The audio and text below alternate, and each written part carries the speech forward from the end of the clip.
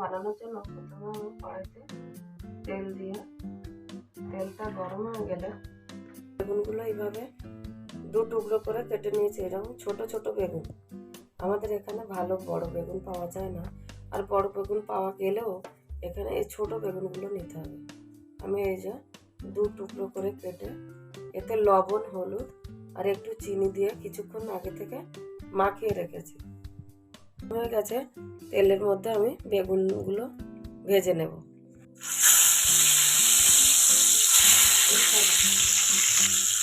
ভালো করে বেগুনটাকে আমি ভেজে নেব।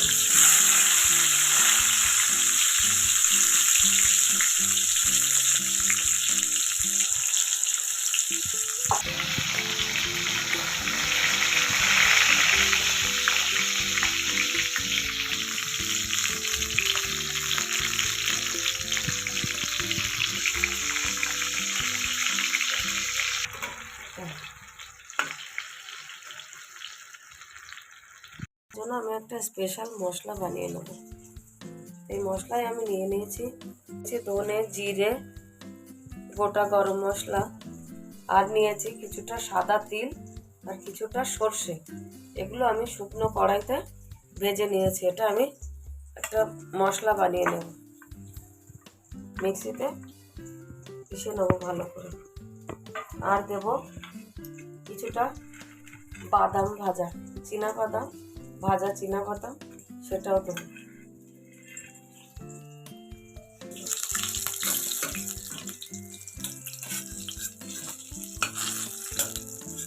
বেগুনগুলো ভেজে তুলে নেবো।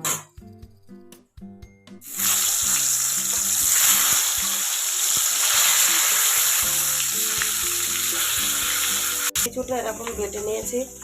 বাটার পরে আমি এতে দিয়ে দেবো 2 চামচ গুঁড়ো দুধ। দুধটা দিয়ে জল দেব, দিয়ে আমি মশলাটা ভালো করে তৈরি করে নেব।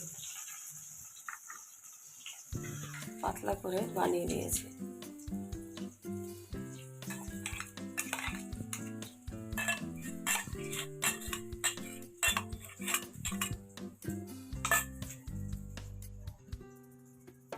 জন্য আমি আর একটা মশলাও করে নেবো। এতে দিয়ে দিলাম একটা ছোট সাইজের টমেটো, অল্প একটু রসুন, অল্প একটু পেঁয়াজ,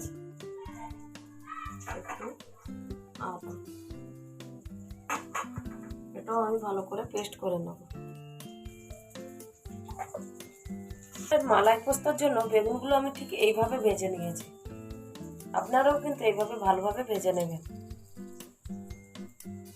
আমি ওই তেলের মধ্যে কিছুটা পেঁয়াজ ভেজে নেব।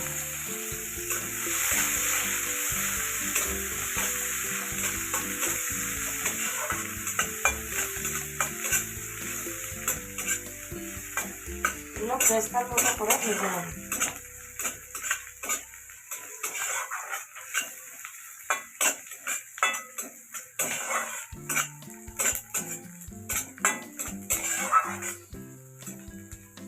এর মধ্যে আমি আবার একটু দিয়ে দিলাম সরষের তেল, দিয়ে দেবো আমি একটু 5 ফোড়ন এবং কালো জিরে।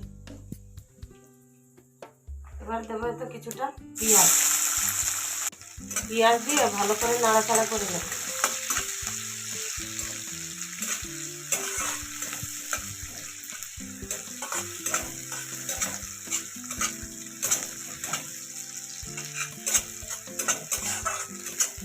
পেঁয়াজটা ভাজা পর্যন্ত অপেক্ষা করবো। পেঁয়াজটা ভাজা হয়ে গেলে এতে দিয়ে দেবো আমি আদা, রসুন, পেঁয়াজ, টমেটো বাটা।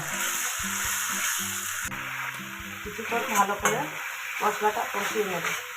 মশলাটা যত ভালো কষানো হবে রান্নাটাও অত ভালো হবে।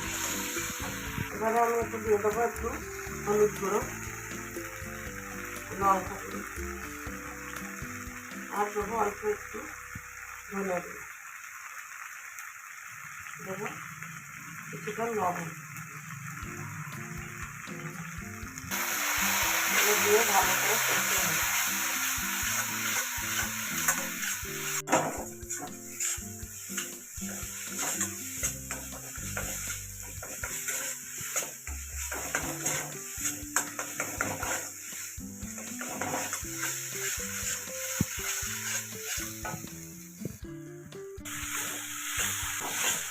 মশলাটা ভালো করে কষানো হয়ে গেছে।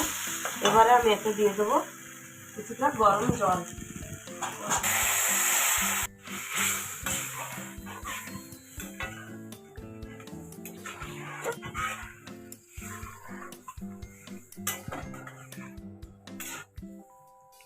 মশলাটা কিছুক্ষণ ভালো করে ফুটিয়ে নেব। মশলাটা আমার ভালোভাবে ফুটে গেছে। এবার আমি যে স্পেশাল একটা মশলা তৈরি করে রেখেছিলাম এর কিছুটা দিয়ে দেব।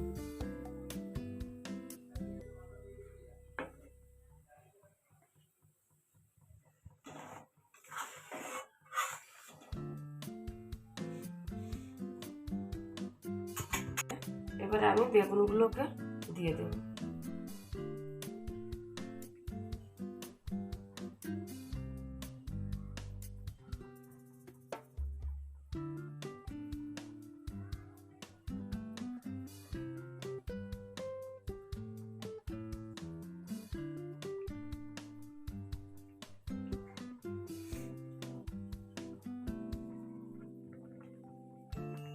বেগুনটাকে দিয়ে আমি 2-3 মিনিট এটা ঢেকে রান্না করে নেব।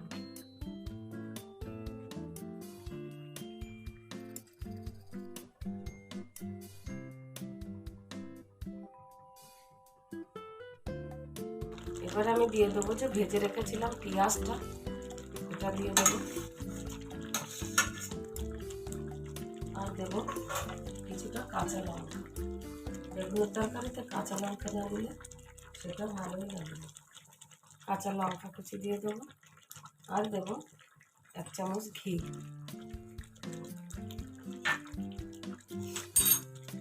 আর যে ছিল বাকি মশলাটা এটাও আমি এবারে দিয়ে দেবো।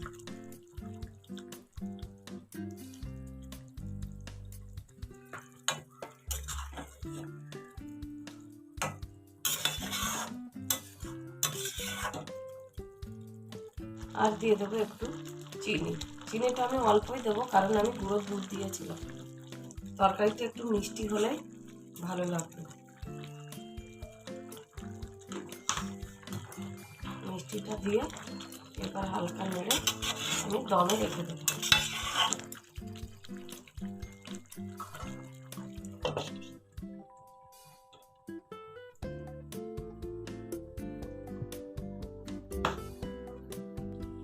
রুটি, পরোটা বা ভাত যে কোনো সঙ্গে খুব টেস্টি।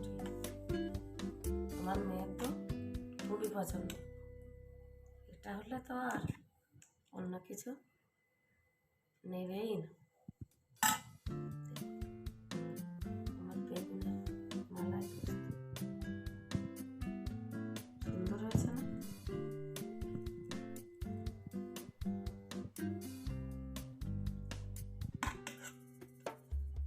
আপনারা যারা এখনো বানান